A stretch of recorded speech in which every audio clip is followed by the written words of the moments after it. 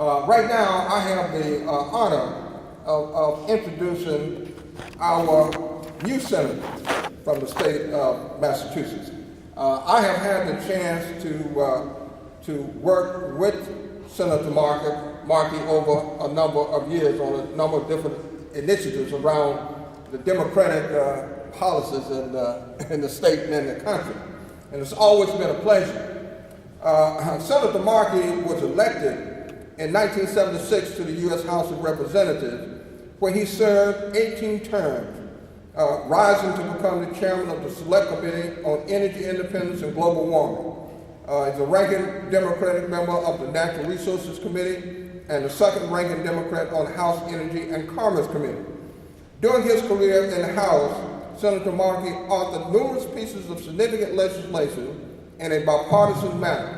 He has become a national leader on energy and environmental issues, working successfully to pass comprehensive climate legislation in the House, increase fuel economy standards, and hold BP accountable after the Deepwater Horizon explosion.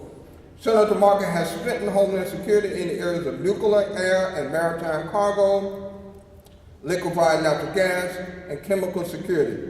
He is regarded as an expert in telecommunications and technology policy and has worked to ensure openness and competition, including breaking down monopolies in the cable television and telephone market. And he is married to Dr. Susan Blumenthal. And it gives me great pleasure to introduce Senator Ed Markey.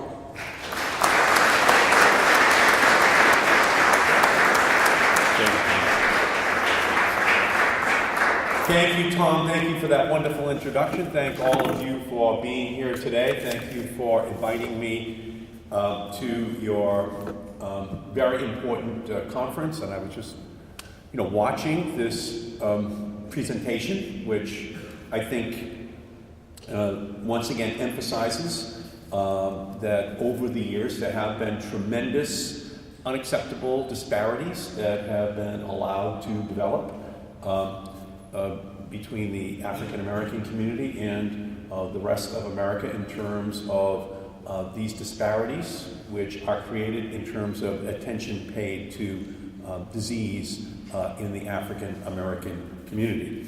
My wife actually did a lot of work on breast cancer and the fact that not enough attention had been paid to that when she was Assistant Surgeon General of the United States. And this issue as well is one that I feel very strongly about. My father had prostate cancer, so when your father has it, all you guys know that you start thinking about that as well. So my father had it, but he didn't die from it. He died at age 89, but not from prostate cancer. They caught it early. He died from the 2 packs of Camels that he smoked for 50 years in a row, huh? Something else that, you kind of do to yourself, but is also preventable. So I thank you, Tom, for the creation of the Prostate Health Education Network. I'm glad that September is, in fact, Prostate Cancer Awareness Month. And these numbers are quite striking, that there is a 60% more likely incidence of prostate cancer amongst African American men than amongst any other racial or ethnic group in the United States. And that amounts to what many have called a silent plague within the African American community. Even though we know so much about this disease than we knew a decade ago, African American men still suffer the highest mortality rates from this disease and are 2.4 times more likely to die from prostate cancer. By the way, the same thing was true for decades with breast cancer, because white women were getting prevention, identification of the issue much earlier than African American women were. So there was a much higher likelihood that an African American woman would have breast cancer and have it be untreated for a much longer period of time. But it doesn't have to be that way. When prostate cancer is caught early, 5-year survival rates are nearly 100%. 100%. But when this cancer has the opportunity to advance, the overall survival rate drops dramatically to just 28%. This is one of the reasons why the Affordable Care Act, Obamacare, is so important. It provides access for preventative care that will aid in earlier diagnosis and treatment. And once that diagnosis has been made, it also prevents insurance companies from discriminating and raising costs because of pre-existing conditions. And that's why I strongly supported Obamacare. That's why Ted Kennedy and John Kerry worked so hard to put Obamacare. That's why that vote in the House of Representatives when I served there was the proudest vote of my career, because we need to put these services, these preventative services, into the hands of people so that they can take care of their own health. And that's why I'm fighting so hard to prevent Obamacare from being repealed, which is really what the next big debate in Washington is going to be all about over the next month. Because everyone in this room understands the clinical facts of prostate cancer, and you know it all too well. Many of you have borne the enormous toll of having a cancer diagnosis disrupt your life emotionally, physically, and financially.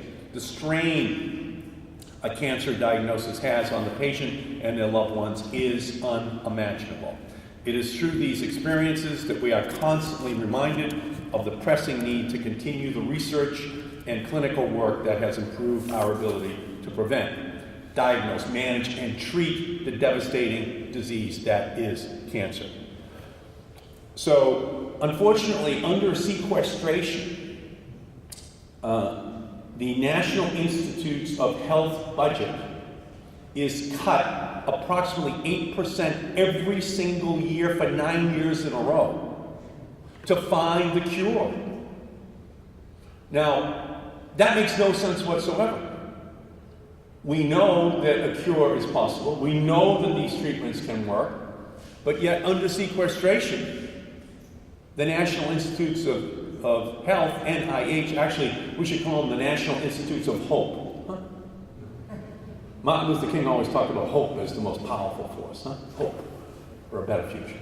Well, you take the hope out of the NIH and you just don't get the progress you need. You just don't get the breakthroughs that you need. So that's the next big breakthrough, the next big fight that we're about to have. Because research is medicine's field of dreams from which we harvest the findings that give hope to families that there will be a cure which is found for that disease which has been going through their family for generations.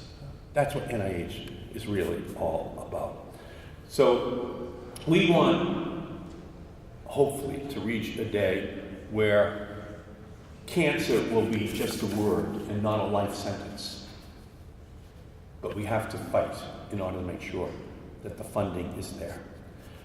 This is a tremendous moment where the Republicans are now fighting to crush Obamacare.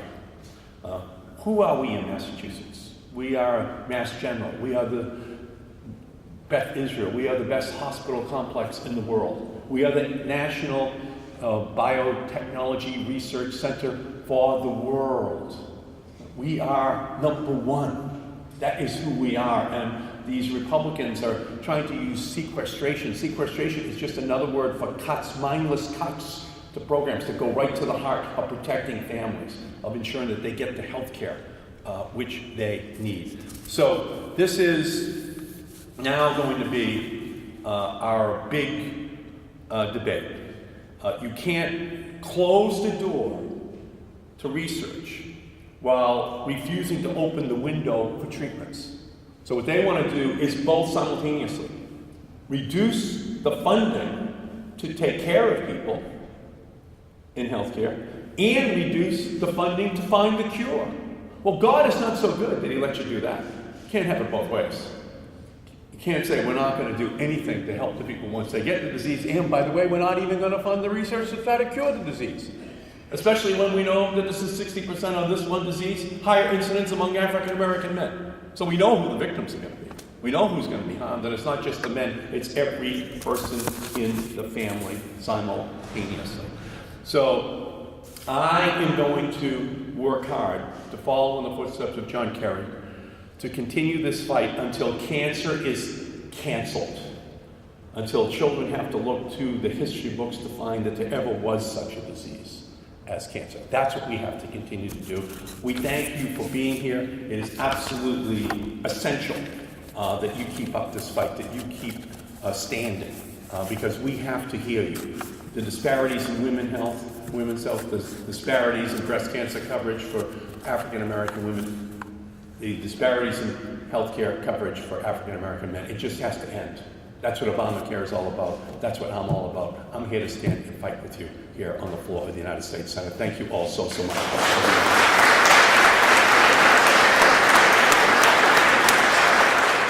And Senator Markey, thank you for being with us today, and thank you for being with us on our cause. Thank you. Thank you, Tom. Thank all of you. Thank you, Tom. Thank you.